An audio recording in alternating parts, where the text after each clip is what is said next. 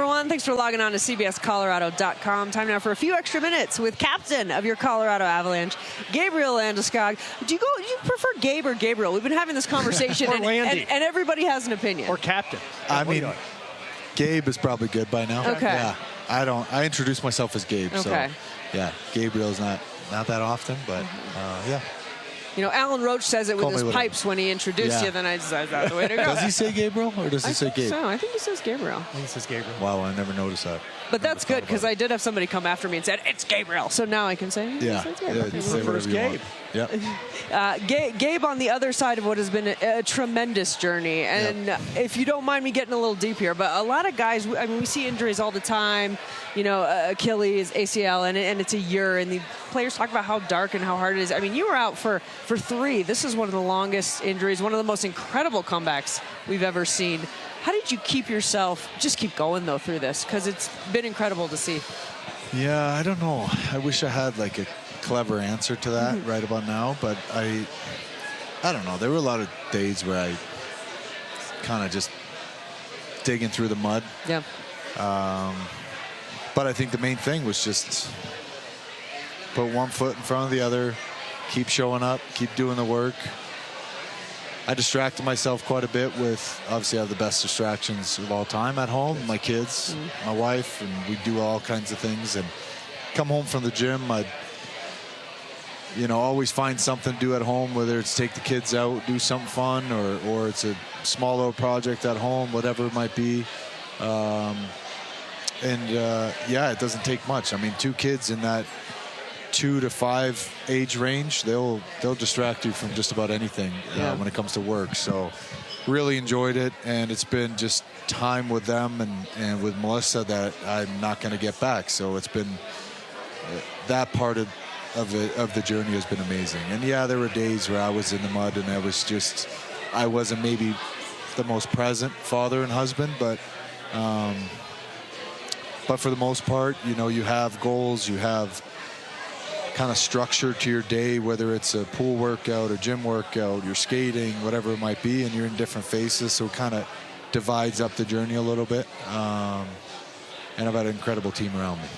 Did the long, hard road make that return that much more special? Oh, yeah, no doubt. I mean, no doubt, if that was, I don't know, that was an ACL injury, 4 to 6 months, you know, it wouldn't have been as rewarding.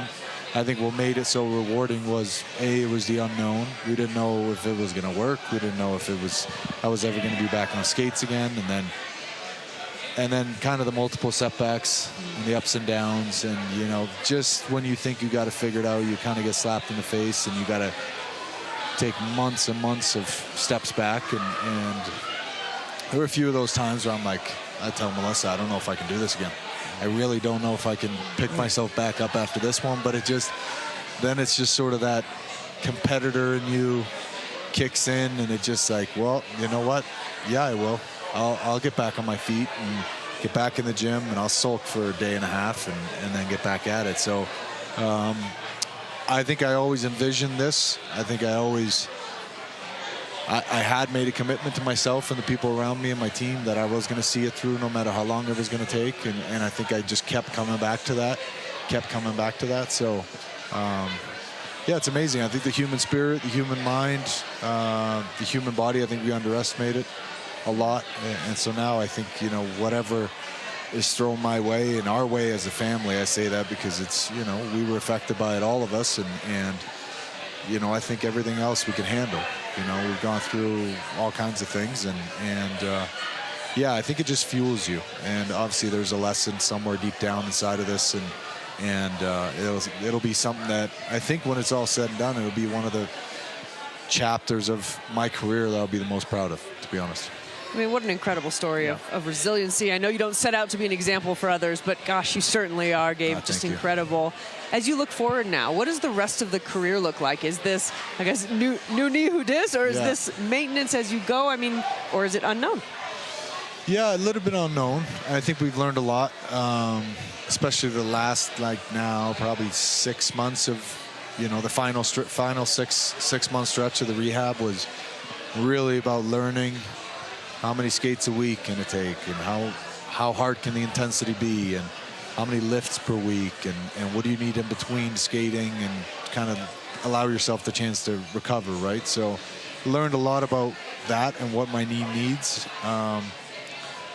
So it'll be a lot of managing moving forward, but I'm excited about it. We'll see how it feels once the regular season gets going and the grind of that. But like I said, I've got a great team around me that I trust. I've got a lot of good people around me that I value their opinion and value their work, and obviously the support of my family and teammates. So I'm excited about it. I'm excited about how it feels so far into the offseason. And hopefully it's just kind of onwards and upwards. Last one I got for you. It's going to be special to play for Sweden in the Olympics. What's it going to be like to play against your teammates? Yeah, I played a few games against, maybe once or twice against Nate internationally. I don't think I've played against Kale internationally, but it'll be, and we've got a few other guys that are going to be there, so it'll be special, and it always is. I think it sounds crazy now because they're my teammates and closest friends and all that, but as soon as you switch over into a different group, you're in a different locker room with different faces, different jerseys, it's pretty remarkable, and you represent your country. So I mean that goes deep down inside of you. So you don't need much more fuel to the fire than that. And at that point, it doesn't really matter who's on the other side. You're trying to win. You're trying to win the game and trying to win the battle in the moment. So I'm looking forward to it. It's a tall task to play against Kale and Nate and Taser and whoever else. Marty's going to be there, and it'll be fun though. Okay, so first shift back, though, you give Mikko. You kind of deck him. Are you going to do the same to Nate then when you're in the Olympics? If I get the opportunity, I will try. You know, Nice. Nate. So is Mikko, though. He's strong. Yep. And so is Nate. But, yeah, I'll play him hard, and just like we do in practice. It's fun, and that's what they know what to expect from me. And I know what to expect from them, and they'll do the same thing to me if they get the opportunity. So excited about it, and the Olympics are the Olympics. I mean, that's pretty awesome, so we're excited. Gabe, you've had that C on your sweater since you were 18 years old, right? And 18, 19. Yeah, long time. Like one of the most respected athletes in the world of sports, really. But I know I've heard a lot of athletes say when you're injured, you just can't, it's not the same thing talking to your teammates, getting them up maybe when they're down. To get back in there after all that time and see the way the guys were just we could all see how much it meant to have you back. Mm-hmm. What did you take from that? What did it mean to you to see that? Yeah, it meant a lot. And I think that was difficult while I was on the sidelines, was to feel like I was doing my job, right? And I think when you're in a role that you're comfortable, no matter what it is, it just kind of comes natural to you. And then something happens and you're not in that position anymore, then it starts feeling forced. It doesn't feel like the words have that much meaning to them or weight to them. But then just getting back in the battle and being back in the room, it just comes back, and it's very natural to me, and it's a role that I'm comfortable in. And at the same time, it takes time to get to know your teammates, and I was just kind of thrown in there, and it just it's something that is kind of a delicate dance all the time, to manage a lot of personalities and different mindsets. And I think leadership can be the most powerful when you're close to your teammates, and I know what makes you tick, and I know what makes you tick, and so forth. So it's but it was awesome. My teammates, their support all along, and honestly, what sometimes can be the hardest is when you're on the outside of the team, you don't feel like you're part of the team.